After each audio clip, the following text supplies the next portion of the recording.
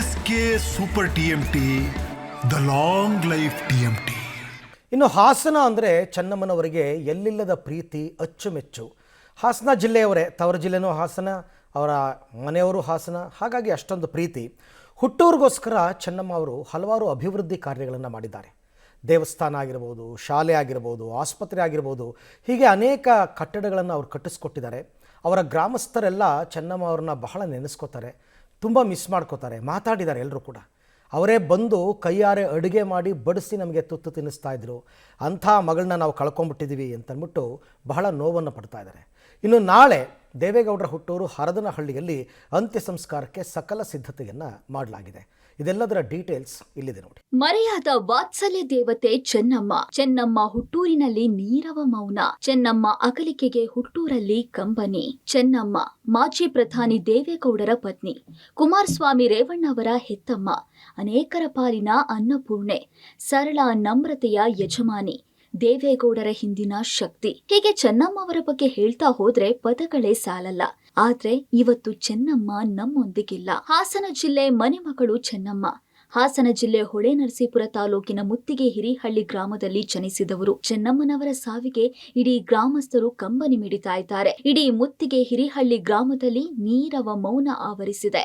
ಚೆನ್ನಮ್ಮರನ್ನ ನೆನೆದು ಸಂಬಂಧಿಕರು ಕಣ್ಣೀರಿಟ್ಟಿದ್ದಾರೆ. ಚೆನ್ನಮ್ಮರನ್ನ ಕಳೆದುಕೊಂಡು ಅನಾಥರಾಗಿದ್ದೇವೆ. ಅನಾಥೆಯಾದ ನನ್ನನ್ನ ಮಗಳಂತೆ ಬೆಳೆಸಿದ್ದಾರೆ. ಸ್ವತಃ ಅಡುಗೆ ಮಾಡಿ ಬಡಿಸ್ತಾ ಇದ್ರು. ಹಳ್ಳಿಯಿಂದ ಯಾರೇ ಬಂದ್ರು ಬಸ್ ಚಾರ್ಜ್ ಕೊಟ್ಟು ಕಳಿಸ್ತಾ ಇದ್ರು. ಇವತ್ತು ಅವರಿಲ್ಲ ಅನ್ನೋದು ನಮ್ಗೆ ನಂಬೋಕೆ ಆಗ್ತಿಲ್ಲ ಅಂತ ಭಾವುಕರಾಗಿದ್ದಾರೆ. ಸದಾ ನೆನಪು ಮಾಡ್ಕೊತೀವಿ ಕಣಪ್ಪ, ಅವ್ರನ್ನ ಸಲ್ಸಲ್ಗೂ ನೆನಪು ಮಾಡ್ಕೊತೀವಿ.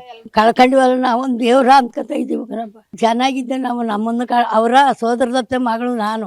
ಆಗಿಂದಲೂ ನನ್ನನ್ನು ಕಂಡ್ರು ಅವಳು ತಬ್ಬಲಿ ಮಗಳು ಅಂತ ನನ್ನನ್ನು ಚೆನ್ನಾಗಿ ಇಟ್ಕೊಂಡು ಚೆನ್ನಾಗಿ ಕಂಡ್ಕೊಂಡೋದ್ರು ಕಣಪ್ಪ. ನಮ್ಗೆ ಈಗ ಹೋಯ್ತಲ್ಲ ಒಂದು ದೇವ್ರು ಅನ್ನೋದೊಂದು ಆಸೆ ಹಾಕದ. ಇಲ್ಲೇ ಇರು ಅಂತ ಅದೇ ಹೇಳಿ ಸ್ಟೇಜ್ ಇಲ್ಲಿ ಹೋಗ್ಬೇಡ, ತಮ್ಮ ಸತ್ತೋದ ಎಲ್ಲ ಇದ್ರಲ್ಲ, ಯಾರು ಇಲ್ಲ ಕಣವರಿ ಬೆಂಬಲಾಗಿ ನೀನಿರು ಇಲ್ಲೇ ಅಂತ ನನಗೆ ಇಲ್ಲೇ ಇಟ್ಕೊಂಡವ್ರು. ತುಂಬಾ ಒಳ್ಳೆಯವ್ರನ್ನ ಕಳ್ಕೊಂಡ್ವಲ್ಲ ಅನ್ನಿಸ್ತಾ ಇದ್ವು ಗ್ರಾಮದವ್ರಿಗೆಲ್ಲ. ಇಲ್ಲಿ ಹಳ್ಳಿಯಿಂದ ಹೋಗವ್ರು ಅಂತಲ್ಲ ಅಲ್ಲಿಗೆ ಅವ್ರ ಮನೆಗೆ ಎಲ್ಲರಿಗೂ ಊಟ ಹಾಕಿ ಬಸ್ ದುಡ್ಡಿರಲ್ಲ ಬಸ್ ಚಾರ್ಜ್ಗೆ ಅಂತ ಕೊಟ್ಟು ಕಳ್ಸೋರು ಅಂತ ಹೇಳ್ತಾರೆ ಎಲ್ಲರೂ ಊರ್ನವ್ರು. ಇವಾಗ ನಾವು ಒಬ್ರನ್ನ ಕಳ್ಕೊಂಡಿದ್ದೀವಿ ಅನ್ನೋ ಇದು ನಮ್ಗೆ ಫೀಲ್. ಬಂದ್ರೆ ನಮ್ಮ ಊರು ಜನಕ್ಕೆಲ್ಲ ಊಟ ಎಲ್ಲ ಹಾಕ್ಸಿ ಎಲ್ಲ ಮಾಡಿ ಹೋಗೋರು. ಅದೇ ಜಾತ್ರೆಗೆ ಮತ್ತೆ ಹಬ್ಬದಲ್ಲಿ ಇನ್ನೇನಾರ ಬೇರೆ ಕರೆದ್ರೆ ಬರೋರು. ಜಾತ್ರೆಗೆ ಬಂದ್ರೆ ಅವ್ರದ್ದು ಮುಗಿಯೋ ತನಕನೂ ನಾವು ಒಳಗಡೆ ಪ್ರವೇಶ ಮಾಡ್ತಾ ಇರ್ಲಿಲ್ಲ.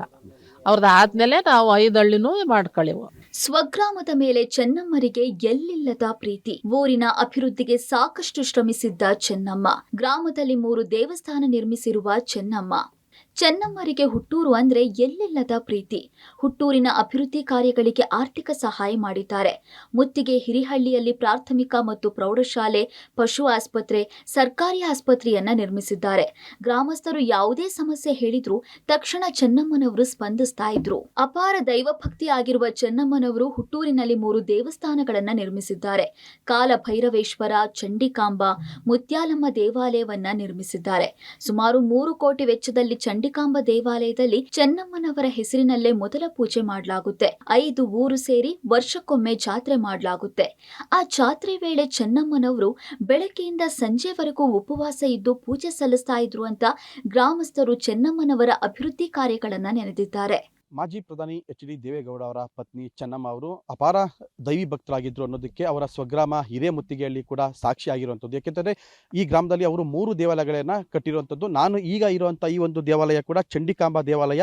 ಈ ದೇವಾಲಯವನ್ನು ಕೂಡ ಚೆನ್ನಮ್ಮ ಅವರೇ ನಿರ್ಮಾಣ ಮಾಡಿರುವಂಥದ್ದು. ಸುಮಾರು 3 ಕೋಟಿ ವೆಚ್ಚದಲ್ಲಿ ನಿರ್ಮಾಣ ಆಗಿರುವಂಥ ಈ ದೇವಸ್ಥಾನದಲ್ಲಿ ಪ್ರತಿ ವರ್ಷ ಅವರಿಗೆ ಮೊದಲ ಪೂಜೆಗೆ ಅವಕಾಶ ಇರುವಂಥದ್ದು. ಅಂದರೆ ವರ್ಷಕ್ಕೊಮ್ಮೆ ಮಾತ್ರ ಇಲ್ಲಿ ಪೂಜೆ ನಡೆಯುವಂಥದ್ದು. ಆಗ 5 ಹಳ್ಳಿಯ ಗ್ರಾಮಸ್ಥರು ಸೇರಿ ಇಲ್ಲಿ ಜಾತ್ರೆ ಮಾಡುವಂಥದ್ದು. ಸುಮಾರು 1 ವಾರಗಳ ಕಾಲ ನಡೆಯುವಂಥ ಈ ಜಾತ್ರೆಯಲ್ಲಿ ಮೊದಲ ದಿನದ ಮೊದಲ ಪೂಜೆ ಅವರಿಗೆ ನಿಗದಿಯಾಗಿರುವಂಥದ್ದು. ಅಂದರೆ ಬೆಳಿಗ್ಗೆ 9 ಗಂಟೆಯಿಂದ ಸಂಜೆ 5 ಗಂಟೆ ತನಕ ಕೂಡ ಏನು ಪೂಜೆ ನಡೆಯುತ್ತೆ, ಆ ಒಂದು ಪೂಜೆನಲ್ಲಿ ಸಂಪೂರ್ಣವಾಗಿ ಚೆನ್ನಮ್ಮ ಅವರೇ ಇಷ್ಟು ವರ್ಷಗಳ ಕಾಲ ಬಂದು ಅವರೇ ಪೂಜೆ ಮಾಡ್ತಿದ್ದಂಥದ್ದು. ಅವರು ಪೂಜೆ ಮಾಡುವಂಥ ಸಂದರ್ಭದಲ್ಲಿ ದೇವಸ್ಥಾನದ ಒಳಭಾಗಕ್ಕೆ ಅಂತಂದರೆ ಬೇರೆ ಯಾರು ಕೂಡ ಪೂಜೆ ಮಾಡ್ಸೋಕ್ಕೆ ಹೋಗ್ತಾ ಇರಲಿಲ್ಲ. ಅವರು ಪೂಜೆ ಎಲ್ಲ ಮುಗಿಸ್ಕೊಂಡು ಹೊರಗಡೆ ಬಂದ ಮೇಲೆ ಊರಿನ 5 ಹಳ್ಳಿಯ ಗ್ರಾಮಸ್ಥರು ಏನು ಇದ್ರು ಅವರೆಲ್ಲರೂ ಆಮೇಲೆ ಪೂಜೆ ಮಾಡುವಂಥದ್ದು. ನಾವು ಅವ್ರು ಬಂದ್ರೆ ಇಲ್ಲಿ ಬಂದು ಅವ್ರು ಹೋಗೋವರೆಗೂ ಇಲ್ಲೇ ಇರ್ತಿದ್ವಿ. ಮತ್ತೆ ಊಟ ಮುಗಿಸಿ ಎಲ್ಲ ಮಾಡಿ ಸಂಜೆವರೆಗೆ ಇಲ್ಲೇ ಇದ್ದು ಹೋಗೋರು. ಜಾತ್ರೆಗೆ 5 ಊರು ಜಾತ್ರೆ ಅದಾವ ದೇವಸ್ಥಾನ. ಅಲ್ಲಿಗೆ ಹೋಗಿ ಬೆಳಿಗ್ಗೆ 9 ಗಂಟೆ 10 ಗಂಟೆಗೆ ಬಂದರೆ 3 ಗಂಟೆವರೆಗೂ ಅಲ್ಲಿ ಪೂಜೆ ಅವ್ರದ್ದು ಆಮೇಲೆ ಅವ್ರದ್ದು ಆದ್ಮೇಲೆ 5 ಊರವರು ಪೂಜೆ ಮಾಡ್ತಾರೆ. ಆಮೇಲೆ ಮನೆಗೆ ಬಂದು ಇಲ್ಲಿ ಭೈರವನ ದೇವಸ್ಥಾನಕ್ಕೆ ಹೋಗಿ ಪೂಜೆ ಮಾಡಿಸ್ಬಿಟ್ಟು ಆಮೇಲೆ ಬಂದು ಮನೇಲಿ ಊಟ ಮುಗಿಸಿ, ಅಷ್ಟವರೆಗೆ ಊಟ ಇಲ್ಲ ಏನಿಲ್ಲ, ಆಮೇಲೆ ಬಂದು ಇಲ್ಲಿ ಊಟ ಮುಗಿಸಿ ಸಂಜೆವರೆಗಿದ್ದು ಹೋಗೋದು. ಇನ್ನು ಗ್ರಾಮದ ದೇವೇಗೌಡರ ಕುಟುಂಬ ಕುಲದೇವರ ದೇವಾಲಯವನ್ನ ಜೀರ್ಣೋದ್ಧಾರ ಮಾಡಿದೆ. ಇದೇ ದೇವಾಲಯದ ಮುಂಭಾಗ ಚೆನ್ನಮ್ಮ ಅವರ ಮೇಲೆ ಆಸಿಡ್ ದಾಳಿಯಾಗಿತ್ತು. ಚೆನ್ನಮ್ಮ ಅವರ ನಿಧನ ಬಳಿಕ ಗ್ರಾಮದಲ್ಲಿ ನೀರವ ಮೌನ ಆವರಿಸಿದ್ದು, ಚೆನ್ನಮ್ಮ ಹಾಗೂ ದೇವೇಗೌಡ ಕುಟುಂಬದ ಅಂದಿನ ಘಟನೆಗಳನ್ನ ಚೆನ್ನಮ್ಮ ಅವರ ಚಿಕ್ಕಮ್ಮ ನಂಜಮ್ಮ ಮೆಲುಕು ಹಾಕಿದ್ದಾರೆ. ಚೆನ್ನಾಗಿ ಮಾತಾಡಿಸಿ ಎಲ್ಲನೂ ಇದು ಮಾಡೋರು ಮಟ್ಟರು.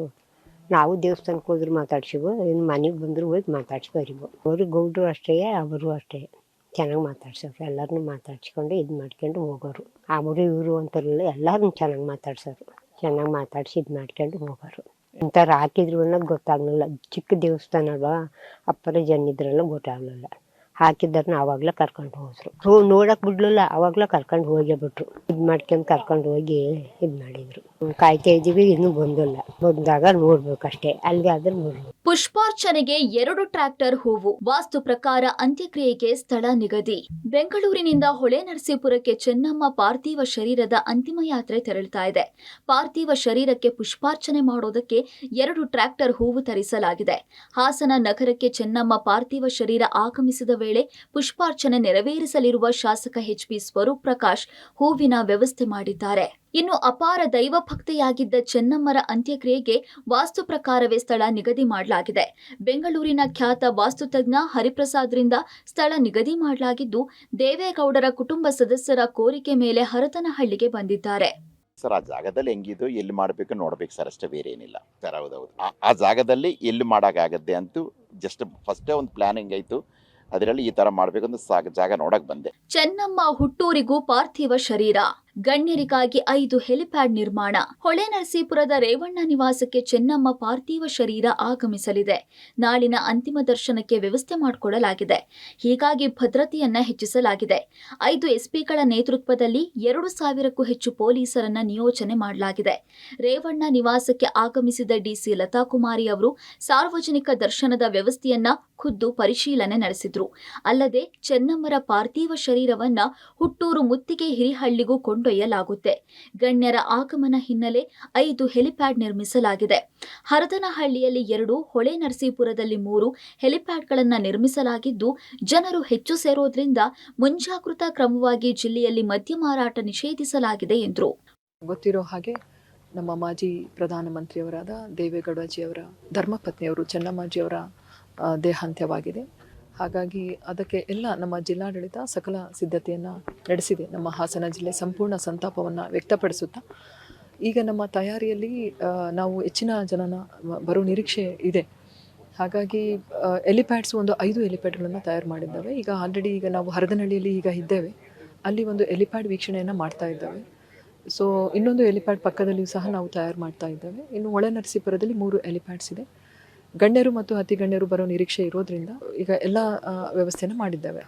ಯಾವುದೇ ಸಾರ್ವಜನಿಕರಿಗೆ ತೊಂದರೆ ಆಗದಾಗೆ ದರ್ಶನ ಮಾಡಲಿಕ್ಕೂ ಸಹ ವ್ಯವಸ್ಥೆಯನ್ನು ಮಾಡಲಾಗಿದೆ. ಮತ್ತು ಇವತ್ತು ಮತ್ತು ನಾಳೆಯನ್ನು ನಮ್ಮ ಹಾಸನ ಜಿಲ್ಲೆಯಾದ್ಯಂತ ಮದ್ಯಪಾನವನ್ನು ನಿಷೇಧ ಮಾಡಲಾಗಿದೆ. ಹೊಳೆನರಸೀಪುರ ತಾಲೂಕಿನ ಕ್ಯಾತನಹಳ್ಳಿ ಗ್ರಾಮದ ಬೆಟ್ಟದ ರಂಗನಾಥ ಸ್ವಾಮಿ ದೇವಾಲಯದ ತಪ್ಪಲಿನಲ್ಲಿ ಒಕ್ಕಲಿಗ ಸಂಪ್ರದಾಯದಂತೆ ಅಂತ್ಯಕ್ರಿಯೆ ನೆರವೇರಲಿದ್ದು, ಸ್ಥಳದಲ್ಲಿ ಜೆಸಿಬಿ ಮೂಲಕ ಸ್ವಚ್ಛತಾ ಕಾರ್ಯ ಮಾಡಲಾಗಿದೆ. ಗಣ್ಯರಿಗಾಗಿ ಆಸನ ವ್ಯವಸ್ಥೆ, ವಿದ್ಯುತ್ ವ್ಯವಸ್ಥೆ ಮಾಡಿಕೊಳ್ಳಲಾಗುತ್ತಿದೆ. ಇದರ ಮೇಲುಸ್ತುವಾರಿಯನ್ನ ಖುದ್ದು ರೇವಣ್ಣ ವಹಿಸಿಕೊಂಡಿದ್ದು, ಸ್ಥಳದಲ್ಲಿ ಪರಿಶೀಲನೆ ಮಾಡಿದ್ರು. ಮಾಜಿ ಪ್ರಧಾನಿ ಎಚ್.ಡಿ. ದೇವೇಗೌಡರ ಪತ್ನಿ ಚೆನ್ನಮ್ಮ ಅವರು ನಿಧನ ಆಗಿದ್ದಾರೆ.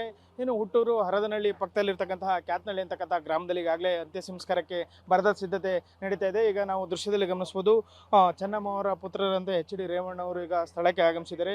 ಅಂತ್ಯ ಸಂಸ್ಕಾರಕ್ಕೆ ನಡೀತಾ ಇರತಕ್ಕಂಥ ಸಿದ್ಧತೆಗಳನ್ನು ಈಗ ಪರಿಶೀಲಿಸುತ್ತಾರೆ. ಬೆಳಗಿನ ಜಾವ 4 ಗಂಟೆಯಿಂದಲೂ ಸಹ ಈಗ ನೆಲವನ್ನು ಸಮತಟ್ಟು ಮಾಡೋದಾಗಲಿ, ಕೊರ್ಚಿಗಳನ್ನು ಹಾಕೋದಾಗಲಿ, ವಿದ್ಯುತ್ ಸಂಪರ್ಕ, ರಸ್ತೆ ಸೇರಿದಂತೆ ಎಲ್ಲ ರೀತಿಯ ಸೌಲಭ್ಯಗಳನ್ನು ಈಗ ಪರಿಶೀಲನೆಯನ್ನು ನಡೆಸ್ತಾ ಇದ್ದಾರೆ. ಯಾಕೆಂದರೆ ಸಾಕಷ್ಟು ಸಂಖ್ಯೆಯಲ್ಲಿ ಜನರು ಸೇರೋದ್ರಿಂದ ಇಲ್ಲಿ ಯಾವುದೇ ರೀತಿಯ ಸೌಲಭ್ಯಗಳ ಕೊರತೆ ಆಗಬಾರ್ದು, ಅಲ್ಲದೆ ಯಾವುದೇ ತೊಂದರೆ ಆಗಬಾರ್ದು ಅಂತ ಹೇಳಿ ಏನು ಇಲ್ಲಿ ಬರ್ತಕ್ಕಂತಹ ಗಣ್ಯರಿರ್ಬೋದು ಎಲ್ಲರಿಗೂ ಸಹ ಅಂತಿಮ ದರ್ಶನಕ್ಕೆ ಸುಗಮವಾಗಿ ಮಾಡಲಿಕ್ಕೆ ಈಗ ರೇವಣ್ಣವರು ಎಲ್ಲ ರೀತಿಯ ಸಿದ್ಧತೆ ಕಾರ್ಯಗಳನ್ನು ಕೈಗೊಂಡಿರೋದನ್ನು ಪರಿಶೀಲನೆ ನಡೆಸ್ತಾ ಇದ್ದಾರೆ. ಏನು ಕ್ಯಾತ್ನಹಳ್ಳಿ ಅಂತಕ್ಕಂತಹ ಗ್ರಾಮ ಏನಿದೆ ಅದು ರಂಗನಾಥ ಸ್ವಾಮಿ ಬೆಟ್ಟದ ತಪ್ಪಲಿನಲ್ಲಿ ಇರ್ತಕ್ಕಂತಹ ಗ್ರಾಮ. ಆ ಗ್ರಾಮದ ಕೆಳಗಡೆ ಈಗ ಅಂತ್ಯ ಸಂಸ್ಕಾರವನ್ನು ಮಾಡಲಿಕ್ಕೆ ಎಲ್ಲ ರೀತಿಯ ತಯಾರಿಗಳನ್ನು ನಡೆಸ್ತಾ ಇದ್ದಾರೆ. ಬೆಳಗಿನ ಜಾವ 4 ಗಂಟೆಗೆ ಎಚ್ ಡಿ ರೇವಣ್ಣವರು ಒಳನರಸೀಪುರದ ನಿವಾಸಕ್ಕೆ ಬಂದಿದ್ದರು. ಏನು ನಾಳೆ 2 ಗಂಟೆ ನಂತರ ಅಂತ್ಯ ಸಂಸ್ಕಾರ ನೆರವೇರುತ್ತೆ. ಇಂದು ರಾತ್ರಿ ಒಳನರಸೀಪುರದ ರೇವಣ್ಣವರ ನಿವಾಸದಲ್ಲಿ ಚೆನ್ನಮ್ಮವರ ಅಂತಿಮ ದರ್ಶನಕ್ಕೆ ವ್ಯವಸ್ಥೆಯನ್ನು ಕಲ್ಪಿಸಲಾಗಿದೆ. ಈಗಾಗಲೇ ಈ ದೃಶ್ಯದಲ್ಲಿ ಗಮನಿಸ್ಬೋದು, ಅವರ ಜಮೀನಲ್ಲಿ ಇರ್ತಕ್ಕಂತಹ ತೆಂಗಿನ ಮರಗಳನ್ನು ಈಗಾಗಲೇ ತೆರವುಗೊಳಿಸಿ ಅಲ್ಲಿ ಏನು ಚೆನ್ನಮ್ಮವರ ಅಂತ್ಯಕ್ರಿಯೆಯನ್ನು ಮಾಡಲಿಕ್ಕೂ ಸಹ ನಿರ್ಧರಿಸಲಾಗಿದೆ. ಈಗ ರೇವಣ್ಣವರು ಸ್ಥಳದಲ್ಲಿ ನಿಂತು ಎಲ್ಲವನ್ನೂ ಸಹ ಪರಿಶೀಲನೆಯನ್ನು ನಡೆಸ್ತಾ ಇದ್ದಾರೆ. ಒಟ್ಟಾರೆ ದೇವೇಗೌಡರ ಮನೆಯೊಡತಿ, ಮನೆಯ ಮಹಾಲಕ್ಷ್ಮಿ ತಮ್ಮ ನೆಚ್ಚಿನ ನೆಲದಲ್ಲಿ ಚಿರನಿದ್ರೆಗೆ ಜಾರಲಿದ್ದಾರೆ. News desk, public TV.